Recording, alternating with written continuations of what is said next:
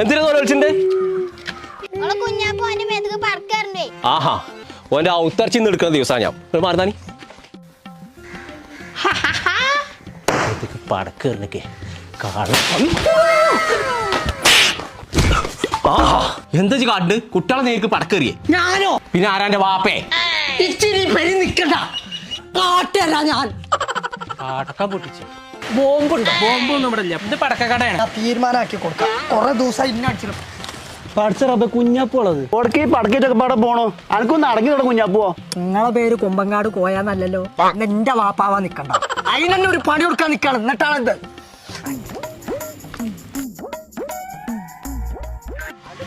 അത് വേറെ സാധനം കേട്ടോ.